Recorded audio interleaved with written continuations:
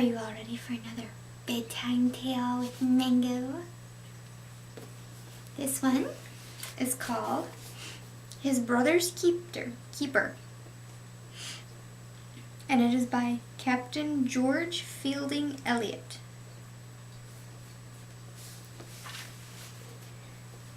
John Dangerfield was in love with his brother's fiancée, a position whose difficulties were somewhat ameliorated by the fact that from early childhood he had been accustomed to take away from his brother Horace any of Horace's possessions that he fancied.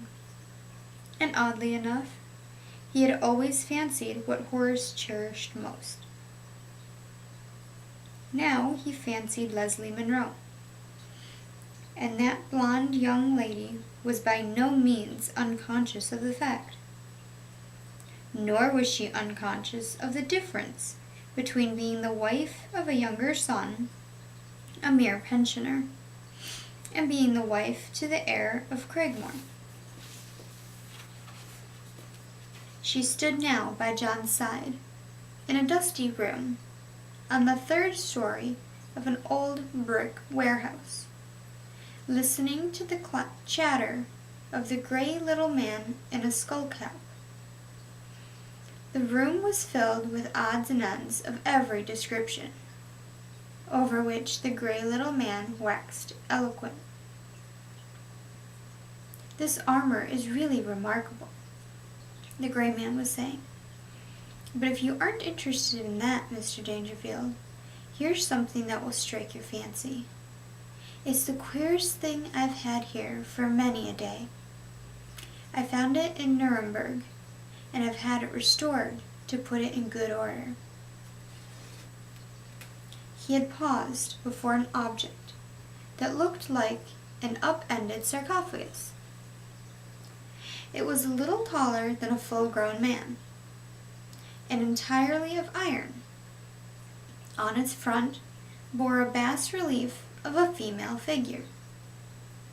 It was perhaps 3 feet wide and twice as deep. "Looks like a deep coffin stood on end," John Dangerfield remarked. "Right," the dealer replied. "Look here." He swung the back of the thing out on heavy hinges, like a door. At the bottom of the store was a stout shelf of iron.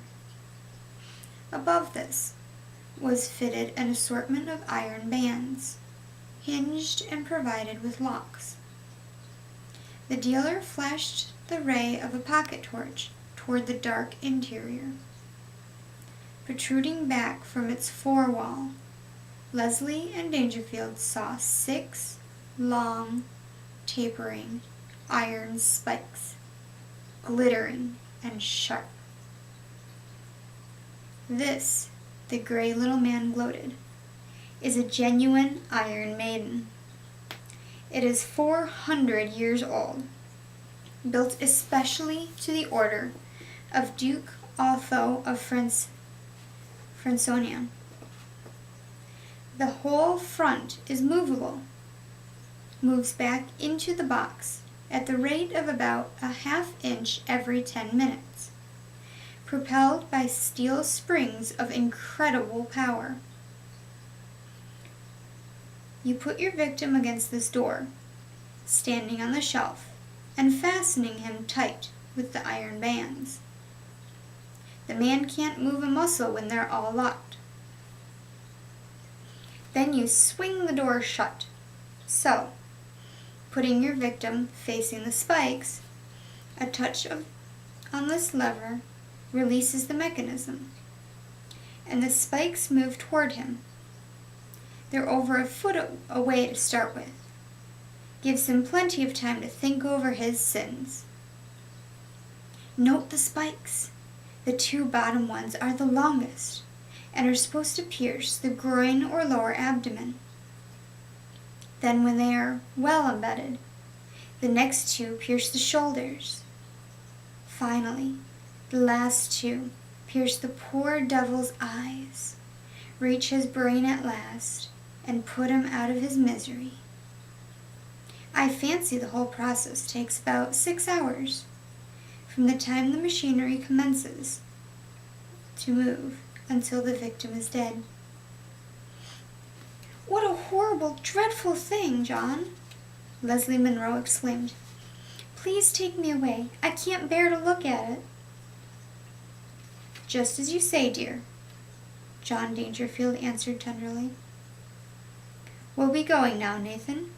I may be back to see you later."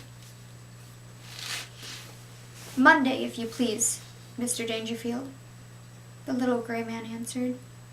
"It's Saturday afternoon, sir. I'm closing up." He opened the door leading to the dark landing. The man who had been so patiently waiting there in the shadows struck one savage blow and lowered the limp body of the dealer gently to the floor. "What's the matter, Nathan?" John Dangerfield asked, hearing the thud of the blow. There was no answer. John, in his turn, stepped out upon the landing, and again the watcher in the shadows struck. The blackjack did its work well. John Dangerfield collapsed in a crumpled heap beside the dealer. The man who had struck him stepped over his body into the storeroom to confront Leslie Monroe. "Why, Horace!" she cried. "What are you—" Then the light from the window fell full upon his face, his eyes, and Leslie Monroe fainted. Horace Dangerfield laughed, the cunning, triumphant laugh of a madman. "I've waited long," he muttered. "Too long. Nothing has been adequate before. But this will do. This will satisfy me." When John Dangerfield came to, he was in a dust-filled darkness. He could not move.